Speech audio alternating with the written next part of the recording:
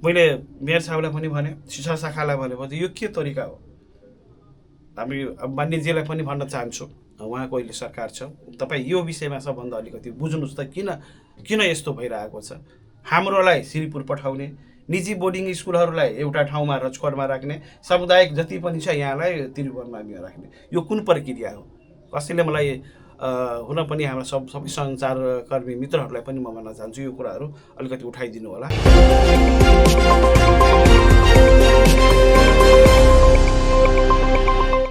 नमस्कार। रेडियो रूपान्तरण 106.3 मेगाहर्जद्वारा प्रसारित साप्ताहिक प्रस्तुति कार्यक्रम शैक्षिक दर्पणमा यहाँ सबैलाई स्वागत छ। म धनवीर महतो। श्रोता मित्र, यो कार्यक्रम तपाईहरूले प्रत्येक शुक्रबार साँझ 7 बजेदेखि सुन्न सक्नुहुनेछ भनेदेखि यसै कार्यक्रमको पुनः प्रसारण शनिबार बिहान 8 बजेदेखि रेडियो रूपान्तरण 106.3 मेगाहर्ज मार्फत सुन्न सक्नुहुनेछ। यस कार्यक्रममा हामीले शिक्षा र शैक्षिकसँग सरोकार राख्दै हामीले सम्बन्धित व्यक्तिको जवाफ र समसामयिक विषयवस्तुलाई शैक्षिक क्रियाकलापलाई आधारित मानेर हामी यो कार्यक्रम सञ्चालन गर्दै आएका छौँ। आजको कार्यक्रममा हामीले शिक्षालाई केन्द्रित गरी आजको कार्यक्रम पनि हामी प्रसारण गरेर जमर्को गरेका छौँ र आजको कार्यक्रममा हामीले त्रिभुवन माध्यमिक विद्यालय गौशालाका समग्रमा कुराकानी गर्न चाहन्छौँ। यहाँहरूलाई म जानकारी गराउन चाहन्छु कि 6 महिना अगाडि गौशाला नगरपालिकाले त्रिभुवन माध्यमिक विद्यालय सञ्चालन गर्नका लागि एउटा अस्थायी समिति गठन गरेका थिए, जसमा दिनेश महतोको नेतृत्वमा एउटा समिति गठन भएको थियो। सो समिति 6 महिना पुरा गरिसकेपछि नयाँ शैक्षिक सत्रमा अर्को समिति गठन गर्ने भनेर एउटा पूर्व शर्त अनुसार सो समितिको म्याद चैत 30 गते सम्पन्न भइसकेको छ र अब चाहिँ त्रिभुवन माध्यमिक विद्यालयमा नयाँ समिति गठन गर्ने प्रक्रिया कर्मिक रूपमा सुचारू भइसकेको छ। अब हामी यहाँहरू समक्ष ती 6 महिनाको अवधिको एकपल्ट हामी फर्केर जाँदैछौँ। अर्थात् भन्नुपर्दाखेरि यो 6 महिनाको अवधिमा दिनेश महतोको नेतृत्वमा अस्थायी समितिले गरेका कामहरूको समीक्षा गर्नको लागि आज हामी यस कार्यक्रममा हामी कुराकानी गर्न चाहन्छौँ र आमन्त्रित गरेका छौँ विद्यालय व्यवस्थापन समितिका अध्यक्ष दिनेश्वर महतोलाई हामी स्वागत गर्दै उहाँसँग हामीले कुराकानी गर्न चाहन्छौँ। सर, स्वागत छ कार्यक्रम शैक्षिक दर्पणमा। नमस्ते सबैजनामा। आज म रेडियो रूपान्तरण परिवारलाई धन्यवाद दिन चाहन्छु आज यहाँ मौका दिनुभएकोमा र जति पनि हाम्रा श्रोताहरू सुनिरहनु भएको छ, हेरिराख्नु भएको छ र अभिभावकज्यूहरू, विद्यार्थीहरूमा, शिक्षक वर्गहरूमा सबैमा म फेरि नमस्ते टक्राउँदछु।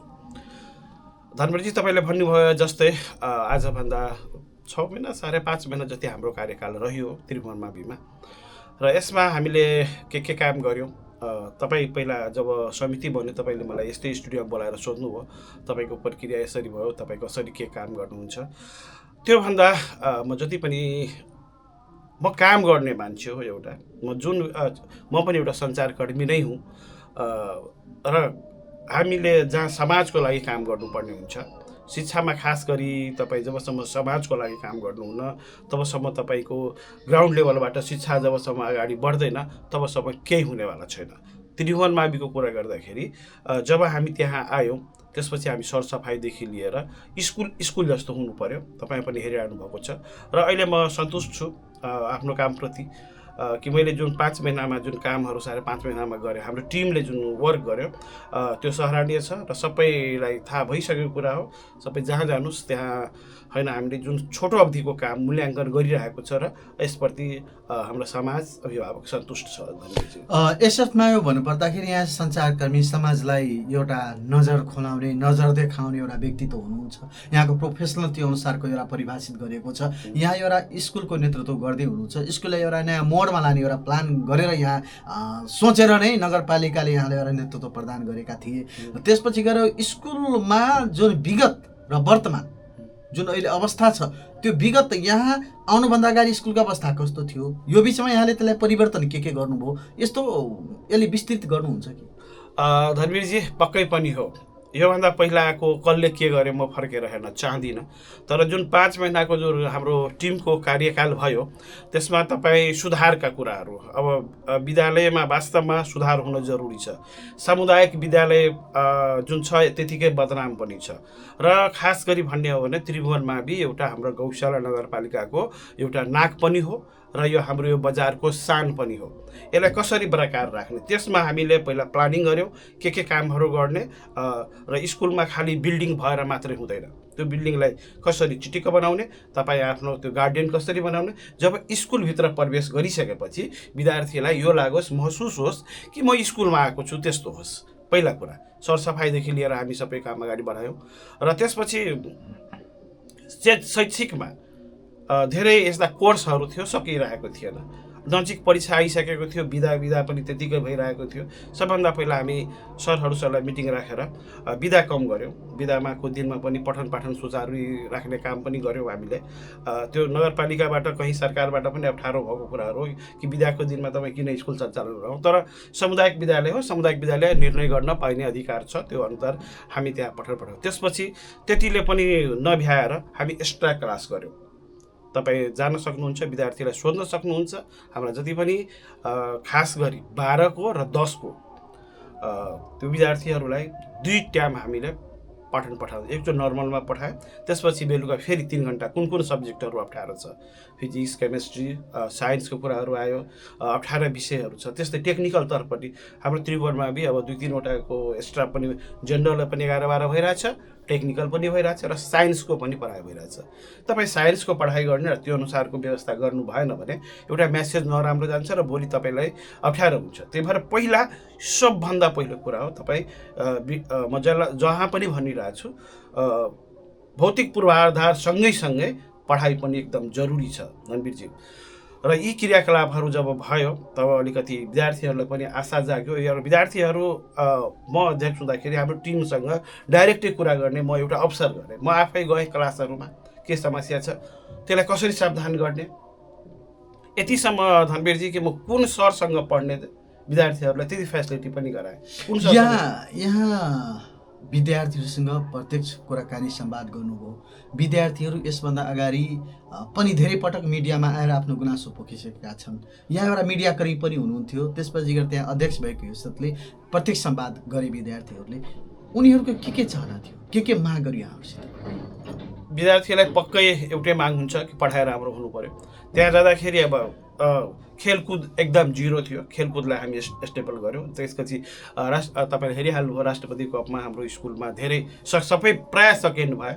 केही दिनको मात्रै हामी अलिकति कोच राख्यो 1 महिनाको लागि, त्यसलाई सबै गऱ्यौँ। खेलकुदमा सुधार, विद्यार्थीहरूले अपेक्षा गरेको थियो 3-4वटा कुराहरू एकदम न्यून थियो।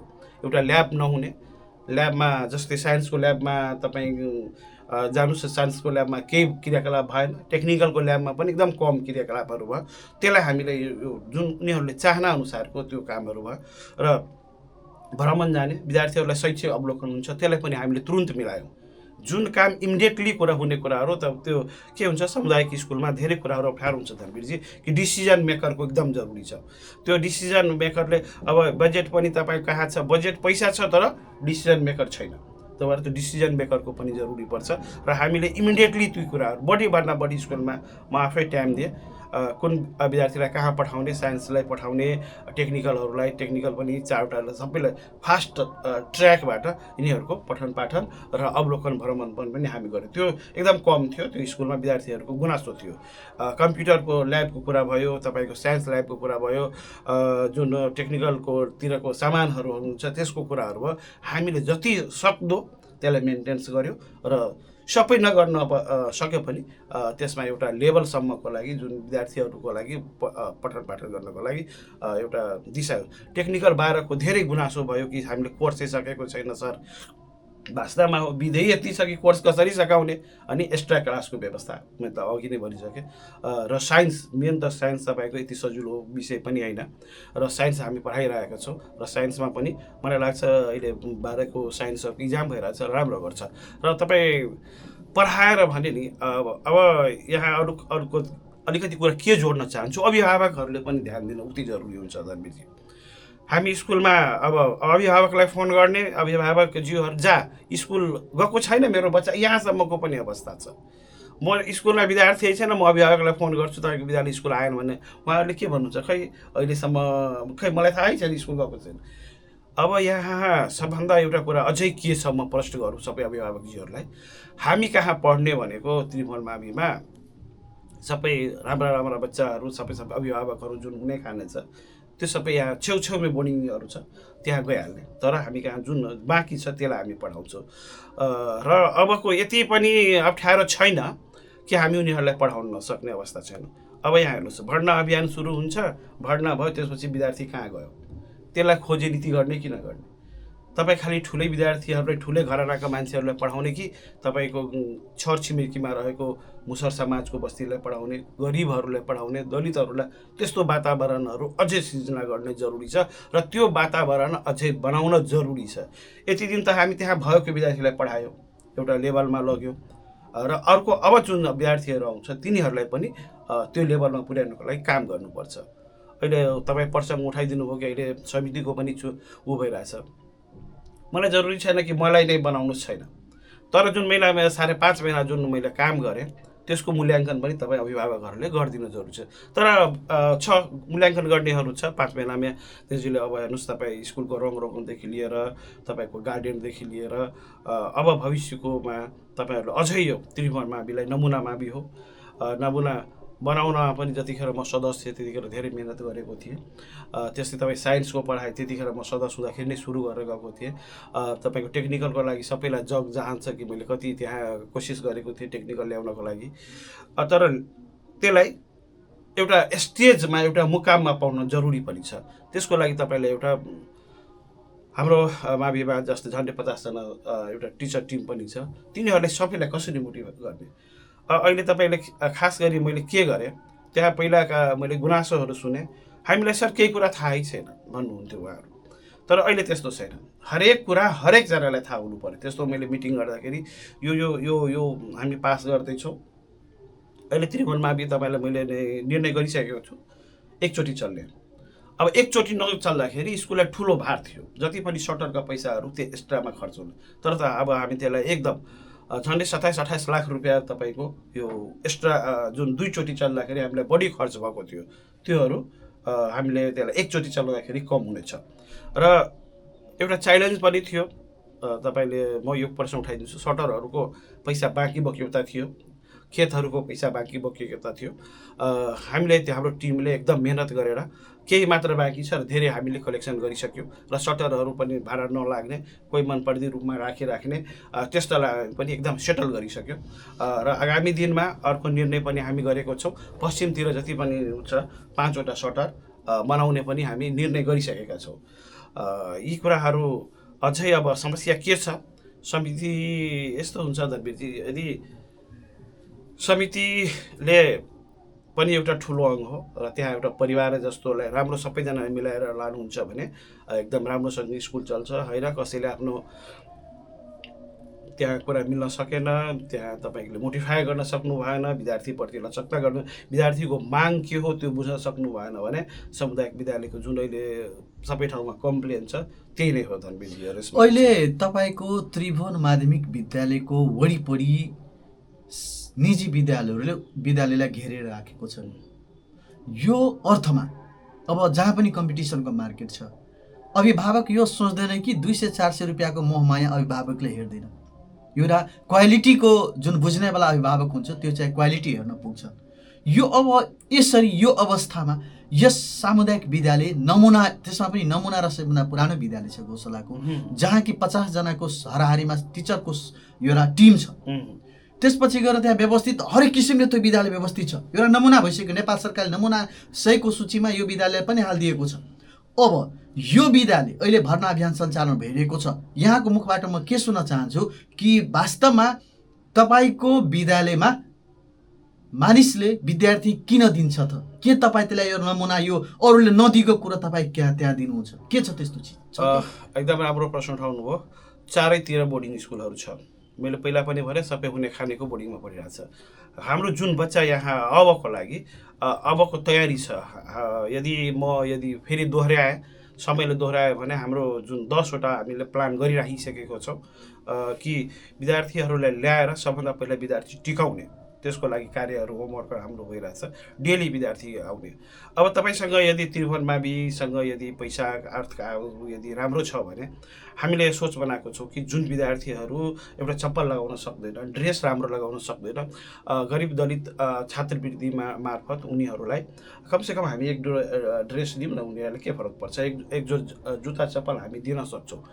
जबसम्म तपाईँबाट आकर्षित हुँदैन राम्रो। अब यो विगतमा हेर्नुभयो तपाईँ आफै विभिन्न त्रिभुवन माविको विभिन्न समाचारहरू आउने, कहिले अख्तियारको कुरा आउने, कहिले के कुरा आउने। अहिले 5.5 महिनामा मैले सबै ठाउँमा ध्यान दिएको हुनाले कुनै त्यस्तो कुरा आएको छैन र सबै कुरा पारदर्शी छ। र अब जुन हामी बच्चा ल्याउँछौँ यदि म भयो भने त्यसलाई 2 प्लानहरू एकदम प्रष्ट छ। हामी सबैलाई एक नाच बनाउने र विद्यालयको अभिभावकहरूलाई पनि जोड्ने।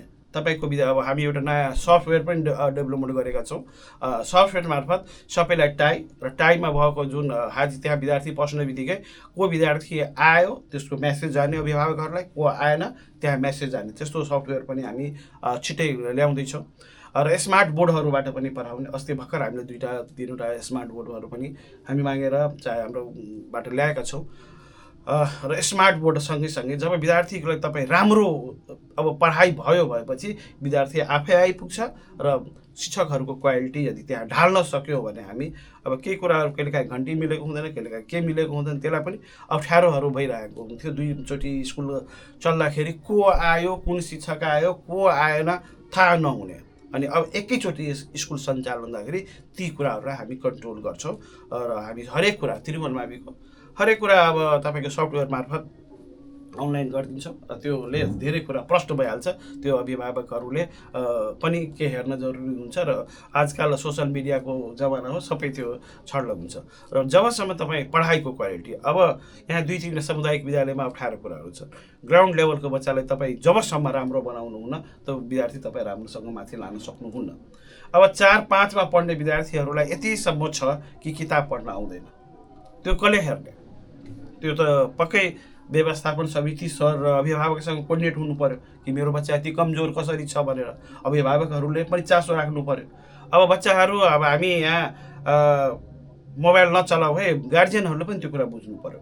मोबाइल धेरै नदिने, सीमित मात्रामा दिने, तिनीहरू एउटा टाइम बनाएर यति बजेदेखि तिमीहरू मोबाइल चलाऊ है, बाँकीमा त्यो किताबमा ध्यान दिनु। साँझमा मेरो बच्चाले होमवर्क बनायो कि बनाएन त्यो हेर्ने, होमवर्क बनाउनलाई बस दिने, अलिकति अभिभावकहरूले त्यहाँ बस दिने। बोर्डिङमा पढेका विद्यार्थीहरू त्यसको मम्मी बुवाहरूले म हेरिरहन्छु, तपाईँहरू पनि भोग्नु भएको छ।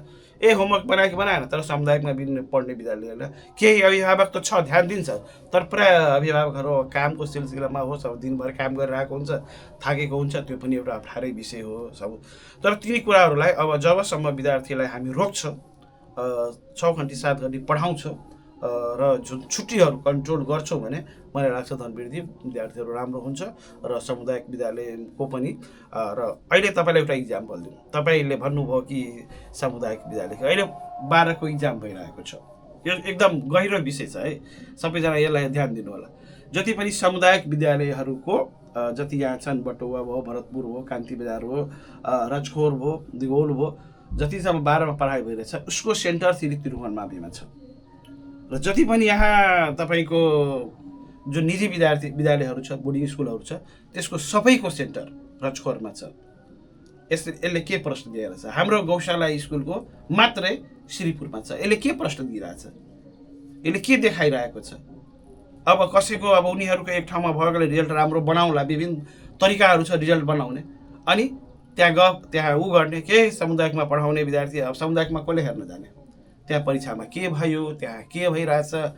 अभिभावक बाहेक त हाम्रो सरहरूको टिम चाहे व्यवस्थापन समिति पनि पढाएर मात्रै होइन कि तिनीहरूलाई पनि अलिकति त्यहाँ गएर पनि कन्भिन्सहरू छिटै चलाउनु पर्छ, जरुरी छैन। तपाईँ त्यहाँ गएर अलिकति उभिदिनु भयो भने त्यहाँ वातावरण छुट्टै एउटा बन्छ, माहौल बन्छ। इक्जामको डिस्टर्ब गर्नु भएन, लेख्न दिनु पऱ्यो, सबै विद्यार्थीहरू खराबै हुन्छ छैन। धेरै राम्रो विद्यार्थीहरू पनि सामुदायिक विद्यालयमा छ। तर जुन यो राज्यको जुन यो दोहोरो नीतिले यो कसले भनिदिने यो कुरा, यो कुन मापदण्ड अनुसार छ भन्नुहोस् त मलाई? त्यही त्रिभुवन माविमा 2टा बोर्डिङ 2टा सरकारी मिलाउने, त्यहाँ पनि मिलाउने, र हाम्रो गौशाला नगरपालिकाको त्रिभुवन मावि कसलाई के गरेको छ श्रीपुरमा त्यहाँ सेन्टर हाल्ने, के हामी यहाँ हाल्न सक्दैन थियो? यी कुराहरू पनि उठाउन जरुरी छ र अभिभावकज्यूहरू र यहाँका राजनीतिक कर्मीज्यूहरू। यसको प्रसङ्ग यहाँ अध्यक्ष यहाँकै कार्यकालमा त्यो काम भयो। यहाँले यो विषयमा आवाज, जस्तै नगर प्रमुख भयो, नगरपालिका भयो, त्यसपछि राष्ट्रिय परीक्षा बोर्ड भयो, जिल्ला समन्वय समिति भयो, जिल्ला शिक्षा कार्यालय भयो, जिल्ला प्रशासन भयो, यस विषयमा झकझकाउनु भयो कि? अस्ति म आफै तपाईँको जलेश्वर इन्दलजीहरू जाँदाखेरि हामीले यसको सोधेर आउनुहोस् है, अनि मैले जिल्ला शिक्षा अधिकारीलाई पनि सम्पर्क गरेँ। अनि म बिदामा छु भने 2-3 दिन जब हाम्रो सेन्टर फिक्स भयो, त्यसपछि यो परीक्षा सुरु भयो, यो के गर्नुभएको भनेर, होइन यो परीक्षा बोर्ड हुन्छ। अब त्यही त धनवीरजी, यो विनम्रना हो हाम्रो। यो हाम्रो जुन छ नि, यो यसरी यो तरिकाले जुन अहिले यो परीक्षा जो सञ्चालन भइरहेछ, हामी विनम्रनामा छौँ। मैले मेयर साहबलाई पनि भने, शिक्षा शाखालाई भनेपछि यो के तरिका हो? हामी मान्यजीलाई पनि भन्न चाहन्छु, उहाँको अहिले सरकार छ, तपाईँ यो विषयमा सबभन्दा अलिकति बुझ्नुहोस् त किन यस्तो भइरहेको छ। हाम्रोलाई श्रीपुर पठाउने, निजी बोर्डिङ स्कुलहरूलाई एउटा ठाउँमा रजकोटमा राख्ने, सामुदायिक जति पनि छ यहाँलाई त्रिभुवनमा राख्ने, यो कुन प्रक्रिया हो? कसैले मलाई हुन पनि हाम्रा सबै सञ्चारकर्मी मित्रहरूलाई पनि म भन्न चाहन्छु, यो कुराहरू अलिकति उठाइदिनु होला। र अब तपाईँको त्रिभुवन माविको कुरा गरौँ। अब के छ धनवीरजी, म अहिले पनि भन्न चाहन्छु, हाम्रो टिममा यस्तो परिस्थिति आएको छ, स्कुलमा आयो जब हामी राति 10-11 बजे पनि हामी स्कुलमा पुगेका छौँ। किन? हाम्रो पनि जिम्मेवारी छ, त्यहाँ समस्या छ, बुझ्न हाम्रो पनि अप्ठ्यारो हुन्छ। अहिले हेर्नुहोस्, गौशाला स्कुल चिटिक्क एउटा कसैले हेर्दाखेरि चिटिक्क परेको छ। त्यो आएको पैसालाई सदुपयोग गर्नु पर्यो। सबैलाई थाहा होला, 1.5 करोड रुपियाँ, योभन्दा पहिले 2 करोड रुपियाँ फ्रिज भयो। यो कुराहरू त यहाँका स्थानीयहरूले पनि बुझ्नुपर्ने हो नि त, कसरी किन फ्रिज भयो। अहिले हामी जति पैसा आएको छ त्यसलाई हामी फास्ट ट्र्याकबाट ल्याएका छौँ। म आफै गएर अतिथि हुन्छ कि जिल्ला शिक्षा अधिकारीसँग हाम्रो यो पैसाहरू छ है, हामीलाई चलाउन दिनुहोस्, हामीलाई तपाईँ लास्ट महिनामा लास्टचोटिमा आएर चलाउन दिनुभयो भने तपाईँलाई हामी कसरी स्कुलले मेन्टेन गर्छ भने म आफै गएर फास्ट ट्र्याकबाट हो। अब एउटा कुरा के हुन्छ, पारदर्शन। सबभन्दा पहिला के हुन्छ, तपाईँ एउटा परिवारभित्र केही कुरा लुकाउनु भयो भने तपाईँमाथि 12 रङको सवाल जवाब उठ्छ। उहाँ त एकले यसो गर्नुहुन्छ। अहिले तपाईँ जानुहोस्, सम्पूर्ण सिनियर विद्यार्थी, सम्पूर्ण शिक्षकजीहरूलाई हामी यो गर्दैछौँ भने प्रश्न हुन्छ पहिला, यो ठेका यतिमा लागेको छ, यो यसरी भइरहेको छ, यसलाई हामी यहाँसम्म कि धनवीरजी कि हामी रङ पेन्ट मिस्त्री बोलायो भने हामी सबै शिक्षकहरूसँग भनिदिन्छौँ, सर यसको कतिमा यसलाई टिका लगाउने, यसमा कति जाने। बाँकी त केही कुराहरू टेन्डरमा जानुपर्छ, कोटेसनमा जानुपर्छ, नियम कानुन अफिस। हामी कोहीसँग काखा पाखा गरेका छौँ। कोही व्यक्ति, म आज तपाईँ मार्फत रेडियो रूपान्तरण मार्फत जानकारी गराउँछु, 100 वटा विद्यार्थीमा तपाईँ उभ्याएर सोध्नुहोस् दिनेश महतोले 5.5 महिनाको अवधिमा के गरिदियो भनेर, तपाईँ आफै प्रश्न भइहाल्नुहुन्छ।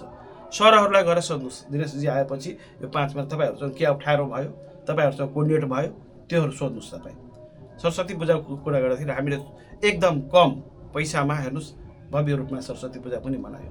त यी कुराहरू तपाईँसँग लोभ लाज भएन भने प्रश्न हुन्छ। त्यही भएर हामी कार्यक्रमको अन्त्यतिर आइसकेका छौँ। अन्त्यमा एउटै प्रश्न, एकताका त्रिभुवन माध्यमिक विद्यालय यस क्षेत्रकै लागि, यस भेगकै लागि एउटा नमुना विद्यालयको रूपमा स्थापित भएको थियो। बाहिरको मान्छेहरू आएर यहाँ होस्टेलमा बसेर भए पनि, रुम भाडा लिएर बसे पनि यहाँ बसेर पढ्थ्यो। प्रसिद्ध थियो त्यो विद्यालय। के ती साख फेरि यहाँको नेतृत्वमा यहाँलाई जिम्मेवारी दिएपछि ती फर्किन्छ त? ती साख फर्काउनु? आज सबभन्दा ठुलो प्रश्न सोध्नुभयो धनवीरजी। वास्तवमा त्रिभुवन मावि, म फेरि दोहोऱ्याउँछु, यो क्षेत्रको नाक हो र हाम्रो बजारको सानो। यहाँको युवाले पनि त्यो कुरा बुझ्नुपर्ने हुन्छ। सबैजनाले भन्दिनँ कि बर्दिमासमा यो मावि यस्तो छ, त्यो मावि यस्तो छ। गर्नेलाई मौका दिनुहोस्। त्योभन्दा राम्रो भएन भने यदि मलाई मौका दिनुभयो यहाँका अभिभावकहरूले 3 वर्षमा त्योभन्दा राम्रो भएन भने म गौशालामा पाइला पनि टेक्दिनँ भन्ने कुरा म यतिको दावाको साथ भन्छु। किनभने ममा न त्यो लोभ छ, न ममा एउटा ऊ छ कि कसरी यसलाई राम्रो बनाउने। एउटा त्रिभुवन माविलाई एउटा उचाइमा पुर्याइदियो भने फेरि अहिले पनि सर्लाहीको विद्यार्थीहरू आउँछन् र अरू क्षेत्रमा एउटा शिक्षाको हब अहिले त तपाईँ 3 वटा भइरहेछ। यदि आगामी दिनमा म स्कुल बस पनि सञ्चालन गर्ने पक्षमा छु र अब 1-2 अझै फ्याकल्टीहरू पनि थप्ने पक्षमा छु। किनभने बिल्डिङहरू छ हामीसँग।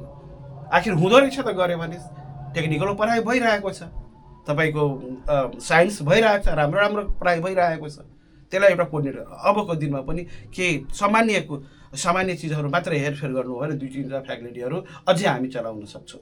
जस्तै होटल म्यानेजमेन्टको कुरा भयो, जस्तै तपाईँको लको पढाउनलाई पनि केही अप्ठ्यारो छैन। तर यहाँ लको त्यो पढाउने मान्छे नभएर मात्रै नभए हामी यो बिचमा सुरु गर्ने आँट उसमा थियो, तर त्यो समस्या भयो। तर होटल म्यानेजमेन्टहरू, फिजिक्स केमिस्ट्रीको जति पनि पढाइहरू हुन्छ त्यो त हामीसँग अलरेडी भइरहेको छ नि, त्यस शिक्षकहरू उहाँहरूले पढाइदिनुहुन्छ। 3-4वटा विषयको मात्रै खालि फरक हुन्छ, त्यो हामी मेन्टेन्स गर्न सक्छौँ।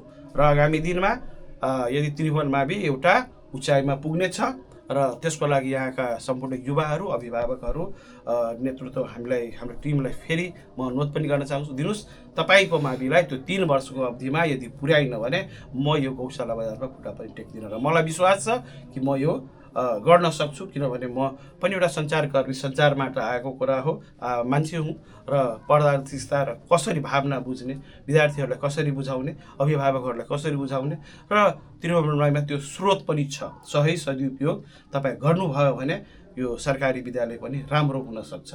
अहिले हेर्नुहोस् धेरै ठाउँमा कुरा उठ्छ कि विद्यालय व्यवस्थापन संहिता पत्रकारहरू पनि छ भनेर।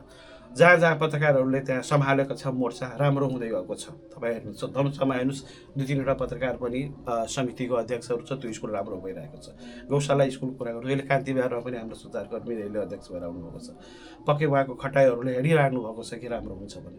त्यही भएर हामीमाथि एउटा विश्वास र एउटा हेर्नुहोस् आगामी हाम्रो टिमलाई बढाइदिनुहोस् एकचोटिको लागि। म फेरि दोहोऱ्याउन चाहन्छु, हाम्रो मावि पहिलोभन्दा 1 खुला अगाडि बढ्छ। पहिला त धेरै स्रोतहरू पनि कम थियो नि, अहिले त्यो स्रोतहरू पनि हामीसँग छ नि। त त्यही भएर यहाँका युवा खास गरी बुझ्नुपर्ने हुन्छ, यहाँका अभिभावकले ती कुरा बुझ्नुपर्ने हुन्छ।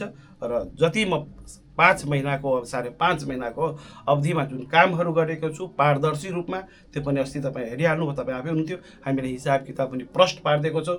जसलाई कहीँ चित्त बुझेको छैन अहिले पनि त्यहाँ एकाउन्ट सेक्सनमा गएर हेर्न सक्नुहुन्छ, बिलबाट चेक गर्न सक्नुहुन्छ। एकदम पारदर्शी रूपमा हामीले काम गरेको छौँ। नभएको भए अहिलेसम्म यो 5 महिना फड्को स्कुल मान्ने नै थिएन।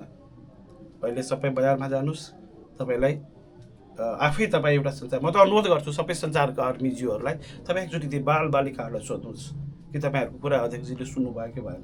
तपाईँले त्यहाँ गरेको खानेपानीको व्यवस्था भयो, तपाईँको शौचालयको व्यवस्था भयो, सरसफाइको कुरा भयो, स्कुल जस्तो हुनु पऱ्यो धनवीरजी। अनि मात्रै तपाईँ हामी रेडियो खोल्छौँ, रेडियोमा अहिले छौँ, यो रेडियो जस्तो भएन भने के मतलब हो त्यसको? त्यस्तै कुनै पनि अफिस जस्तो भएर पनि के मतलब? त्यस्तै स्कुल पनि स्कुल जस्तो हुनु पऱ्यो र सबै कुरा सबैसँग साझा हुनु पऱ्यो, अनि यो स्कुल बन्न कुनै टाइम लाग्दैन। हस् त सर, यहाँलाई धेरै धेरै धन्यवाद। हामी शैक्षिक दर्पण कार्यक्रमको अन्त्यतिर आइसकेका छौँ। अन्त्यमा यहाँलाई धेरै धेरै धन्यवाद, आफ्नो अमूल्य समय र रेडियो रूपान्तरण मार्फत त्रिभुवन नमुना माध्यमिक विद्यालय गौशालाको बारेमा जुन 6 महिनाको समीक्षा गर्नुभयो त्यसको लागि यहाँलाई धेरै धेरै धन्यवाद।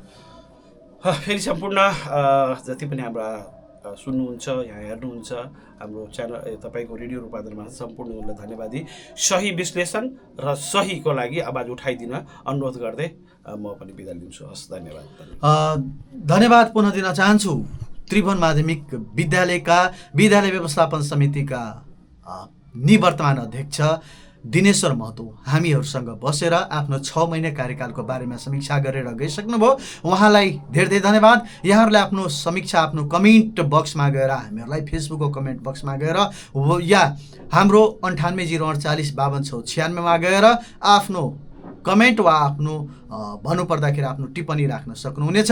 हामी कार्यक्रमको अन्त्यमा छौँ। शैक्षिक दर्पण सुनेर साथ दिने सम्पूर्ण मित्रलाई धन्यवाद दिँदै कार्यक्रमबाट म धनवीर महतो बिदा चाहन्छु। नमस्कार।